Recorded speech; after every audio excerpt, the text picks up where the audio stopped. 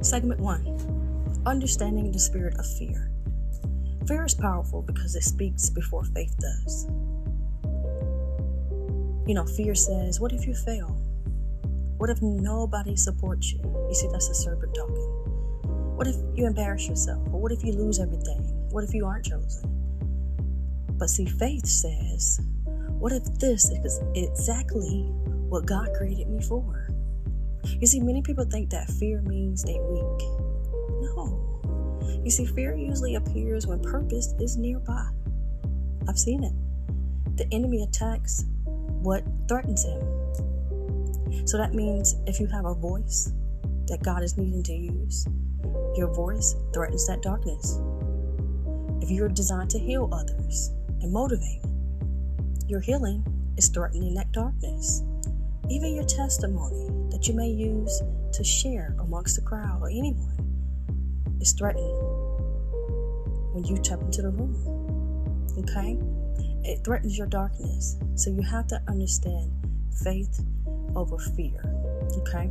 This is why fear intensifies whenever you're close to transformation, because you're threatening the darkness. Right? You see, the Bible says, for God has not given us a spirit of fear, but of power, love, and a sound mind. That means fear is not your identity. It's actually something that's trying to attach itself to you like a spirit. And one of the biggest mistakes people make is entertaining fearful thoughts until they become beliefs. Some people have repeated fearful thoughts so long that they now call it personality. You may hear them say, "Oh, I'm just a old, You're right. You see, but fear was never meant to lead your life. Fear causes people to procrastinate, self-sabotage, to settle, isolate, overthink, and doubt themselves. You see, fear will make you abandon your calling before it even has a chance to grow. So we got to understand why it's important to understand the spirit of fear first. Okay? Segment 2 talks about why people struggle to trust their purpose. And a lot of us know they're called, we know we're called to something greater. We feel it. Some of us may even dream about it, think about it constantly. But we often struggle to trust it. Right? Because we're looking for validation in other places. Sometimes people are looking at their current situation instead of their spiritual assignment. So you might say, "Oh, I don't have the money for that. Look at where I'm at. I can't afford that. Look at what I'm in." Some people say, "How can I have purpose when I'm struggling financially?" How can I have a purpose after traumatic experiences? Somebody may say, "How can I have a purpose, Liv, when nobody believes in me, bro? How can I have purpose when I feel lost?" But you see, purpose is not based on perfection. Purpose is based on assignment. You see, some of the strongest people you admire have had their seasons where they cried secretly, doubted themselves, felt rejected, abandoned, and they wanted to quit. But they kept moving anyway. You see, you don't discover purpose by waiting to feel fearless. That's the waiting game. You discover purpose by obeying despite the fear. That's the faith game. And you see, sometimes God will give you vision before he gives you comfort. You see, because if you waited until everything made sense, until everything felt right, until the perfect moment in time, you never move, friend. You see, your purpose it requires trust, right? And see, trust means I may not understand every detail, but I do believe God is leading me somewhere great. So why not trust him? You see, that's faith. It's the essence of things we haven't seen before, that true belief. And many times your purpose is hidden inside your pain. It's hidden inside your testimony, your survival, your compassion, your gifts, and even your ability to help others heal. You see, some people survive things that should have destroyed them, right? And the fact that you're still here, my friend, that's evidence that purpose still exists over your life. So here's what I'm going to teach you in segment 3. I'm going to teach you how to break the spirit of fear. All right? So now, let's talk about how to actually overcome fear. Stop agreeing with it, for one. Every day, people speak death over themselves. And the Bible teaches us that life and death lies within the power of the tongue. So why are we doing that? That I can't do it. Nobody will support me. I'll probably fail. Oh, I'm not smart enough. Your words matter. And you cannot constantly spark defeat or speak defeat and expect confidence to grow. You have to start replacing fear-filled language with faith-filled language. So instead of I'm scared, just try something like I'm growing. Instead of saying I'm not enough, why don't you start saying I'm becoming who God created me to be? Because now you're taking action through faith and not through fear. Okay? So take action even when you're feeling scared. Like courage, you see, courage is not the absence of fear. Courage is movement despite the fear. Some people are waiting to feel completely ready, and that's just insanity, right? Your readiness comes often after your obedience is launched into the atmosphere. So go ahead and start that podcast, write that book, apply for the opportunity, create the content, tell your story.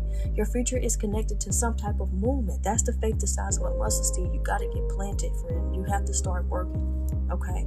Protect your environment. Number 3. You see, fear grows inside of negative environments. So be careful around people who mock your dreams, discourage your growth, constantly speak negative over you, or project their limitations onto you. Not everybody can handle your vision because some people are still battling, trying to find their own. And they, my friend, are in fear. You're not. So you need to be around people who speak life into your future, who motivate you, who want to elevate you, people who go in places so that you can start to heal emotionally. That's number 4. Some fear comes from trauma. You see, some people are afraid because at one point in their lives, they may have been rejected. They may have been abandoned, betrayed, embarrassed, criticized, named, thrown in the dirt.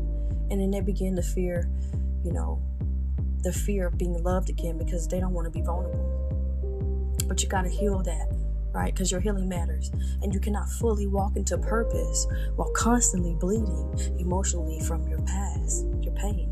You see, sometimes God needs you to heal your heart, get over it, push past it before he can expand you your assignment, because he cannot put you in the battlefield while you're emotionally distracted. You could get hurt that way, right? So number 5, I want you to start praying for discernment and strength.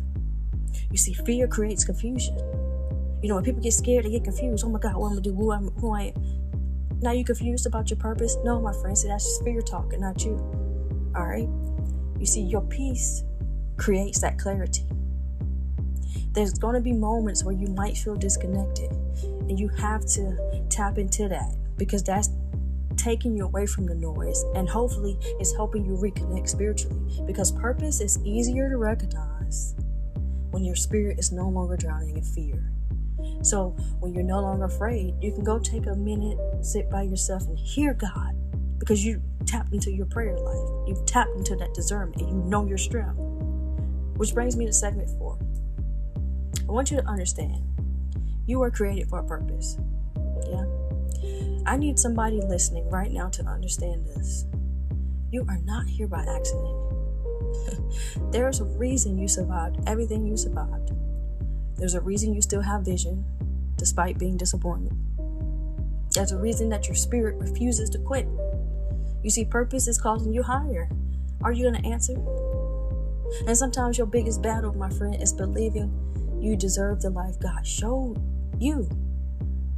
Many people sabotage themselves because deep down they fear success more than failure. Why? Is it because nobody around you has ever been that successful? Just be grateful. You see, because purpose is going to require responsibility. So you're going to have to get disciplined to grow. In order to elevate, that's going to require transformation. So no, you ain't gonna be the same. You may not can hang with the same people. You may not even can go to the same places anymore or do some of the same things. And that's okay, because guess what? You cannot keep shrinking yourself because other people are uncomfortable with your calling. You were not created to live trapped inside of fear. If they don't like you, if they don't, get motivated by you and your dreams and want to support you, okay, then that shouldn't be your friend. That shouldn't be in your circle. Okay? You were created to heal, inspire, lead, create, grow, and impact other people. And your story matters. Your voice matters. Your healing matters. And if there's people that connected to your obedience, then get beside those type of people. Just imagine if you stopped doubting yourself, just finally, and started fully trusting God, and stop allowing your fear to delay your destiny, that you could change your life completely. That's the generational cycle you can break. From poverty to wealthiness, mentally, spiritually, and emotionally. But it starts with overcoming fear and trusting your purpose. Okay? So before we end this episode, I want you to remember this. Fear will always try to sit in the driver's seat of your life. But fear was never meant to control your destiny. You've survived too much to keep living beneath your potential. This is your season to stop shrinking. Stop doubting. Stop apologizing for your growth. And stop running from your purpose. Because you may not know every step, but hey, at least you are on the right path. And the one that's guiding you is somebody you can trust. Sometimes purpose feels uncomfortable, yeah, because it's stretching you beyond, the version of yourself that you used to. But guess what? Growth requires stretching, right? And even if you're scared, friend, just keep going. You never know. Even people don't understand. Like when you don't understand something, just keep going, right? If your coach tell you, hey man, run this lap. Why, coach? Because it's going to help you get great. Just do it. Just do it. Like Nike, just do it. Right? Even if the healing is going to take some time, guess what? Keep going, because eventually that scar is going to heal up. All right? So because your purpose is greater than your fear, I want you to keep going. This is your host, Living Lattimore. The safe zone. See, I can't get my words out, but the Safe Zone Podcast reminding you that fear is temporary, purpose is eternal. Keep healing, keep growing, keep trusting God, and keep becoming the person you were created to be. All right? Make sure you guys subscribe to the Living Lattimore Official on all social media platforms. Share this episode with somebody who needs to hear it, and let them be encouraged as well. And remember, your breakthrough begins when your fear no longer controls your faith. I holla. Peace.